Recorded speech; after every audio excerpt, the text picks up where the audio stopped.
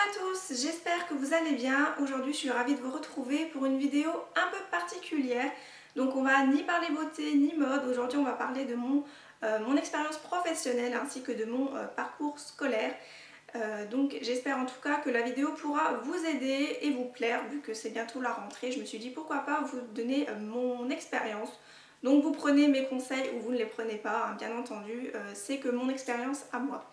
Petite parenthèse avant de commencer cette vidéo, je vais reprendre mon rythme de 2 vidéos par semaine étant donné que, on va dire, le beau temps ne sera plus vraiment présent dans les Ardennes. Voilà, je me suis dit pourquoi pas reprendre mon rythme et reprendre un peu d'avance pour pouvoir vous proposer des vidéos un petit peu plus construites, un peu mieux montées. Donc je ne sais pas encore si ça sera pour tout le temps, donc de toute façon vous serez mis au courant bien avant et vous pouvez toujours me rejoindre sur les réseaux sociaux pour savoir tout ça. Donc en ce qui concerne ma scolarité, j'ai fait mes années collège un petit peu comme tout le monde et après j'ai été dans un lycée professionnel plutôt que général.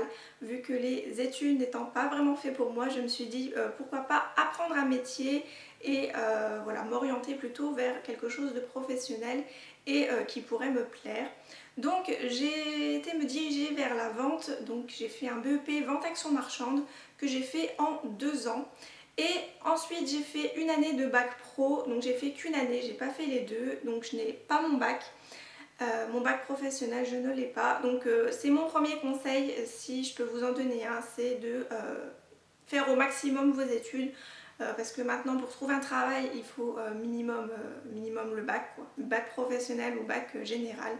Donc c'est mon premier conseil que je peux vous donner, moi ayant qu'une année ce n'est pas suffisant. Voilà, donc pour trouver un travail maintenant c'est assez spécial. Alors vous allez me demander pourquoi je n'ai pas fait ma 2e année de bac pro. Voilà, mon patron me demandait si je voulais être embauchée lors de ma première année en fin de compte. Donc j'ai accepté étant donné que à l'embauche le salaire de la vendeuse est bien plus élevé que le salaire d'une apprentie. Voilà, donc un peu comme tout le monde, on a besoin d'argent, donc moi j'ai dit oui tout de suite. Et en plus je ne m'entendais pas du tout avec les personnes qui étaient avec moi au lycée, donc forcément j'ai dit oui tout de suite, voilà, sans hésiter. Donc je suis restée 8 ans en boulangerie au total, donc j'ai fait 3 patrons différents et 2 sur 3 ont été vraiment chaotiques. Donc j'espère pas vous faire peur, hein. Bien sûr tous les patrons ne sont pas mis dans le même sac. Il y a un patron sur les 3 qui était génial, voilà, on peut dire que c'était un patron en or. Et bien sûr après ça le dernier patron que j'ai eu ça a été aussi chaotique, mais ça n'a pas duré longtemps, hein, parce que j'avais déjà donné lors de la première fois. Donc après ça j'ai arrêté complètement la vente en boulangerie parce que j'ai complètement été écœurée, que ce soit bon, avec les patrons comme je vous ai dit, ou avec le métier en boulangerie en général. Que ce soit avec les clients, voilà, on se prenait toujours des petites choses dans la figure, voilà, maintenant les gens sont très méchants je trouve, donc voilà, ça m'a complètement écœurée et je préfère largement faire ce que je fais 1000 fois en ce moment. Mais je recherche quand même quelque chose à côté, mais en beauté ou en mode parce que c'est ce qui me correspond le plus, et en décoration aussi. Parce que c'est vraiment ce qui me correspond beaucoup plus, je m'épanouis beaucoup plus dans ce domaine-là plutôt qu'en boulangerie. J'ai quand même vécu de belles années en boulangerie, hein, j'ai appris mon métier, je suis beaucoup moins timide qu'avant. Avant je ne pouvais pas parler à quelqu'un sans être timide ou rougir dans tous les sens. Maintenant il n'y a plus aucun souci, donc ça m'a quand même beaucoup aidé. Et j'ai rencontré mon chéri bien sûr sur mon lieu de travail, donc lors de mes premières années. Voilà, donc c'était pour moi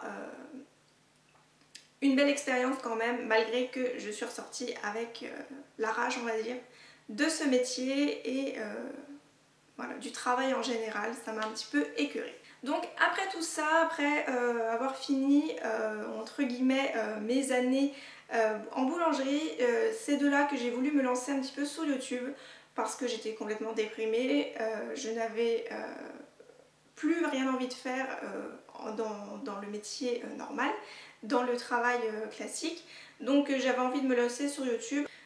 Voilà, j'ai commencé à regarder les vidéos de Sandrea et ça m'a beaucoup plu, donc je me suis dit bah, pourquoi pas moi. En plus de ça, oui, comme je vous ai dit, j'étais complètement déprimée, donc je voulais faire quelque chose qui pouvait me redonner le sourire et qui pouvait me changer les idées tout simplement. Donc j'ai voulu me lancer là-dedans et pouvoir apporter voilà, ma petite touche si jamais je pouvais aider certaines personnes. Et donc voilà, ça fait maintenant plus d'1 an que je suis sur YouTube, donc je suis très contente.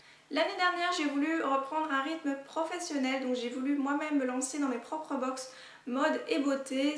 J'en entendais énormément parler sur la toile, que ce soit sur YouTube, sur les blogs ou en général à la télé, j'en ai déjà entendu parler.